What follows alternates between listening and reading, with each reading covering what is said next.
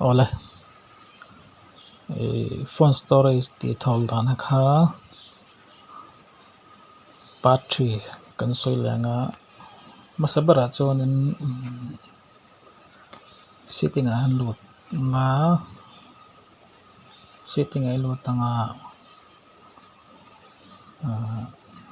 system update hi off anga i line on mi thei off anga off ang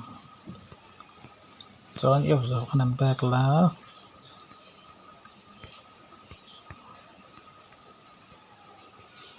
Play Store alut na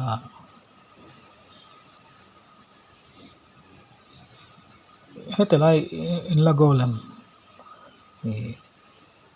sars bulami voice bulami ba mandi photo lam ain do tanga chon setting ain do tang chon data users for up download automatic update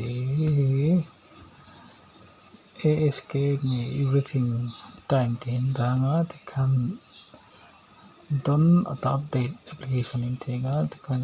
direct nga chuan chumi zo khan tikhan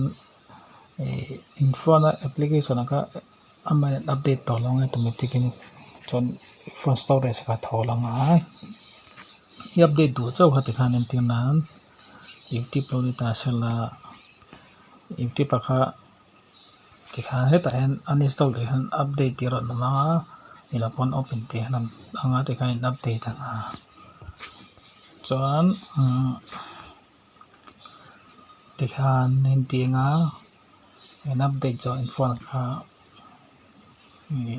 storage kan athol to dan ni chamo chuan thale mai ma chu whatsapp kan lut lok tel bat ka thela lo mi chonga telai chung la pathuman lo tonga setting kalanga storage and data lo tola in offer kan when using mobile data to in offer kan media to update ti download te han lo tanga ta ham wifi cho poi chong no ta mo chen offer don ne chon ne ta hek la nga te kan ne la do ne pa tu jong kan ni maro sa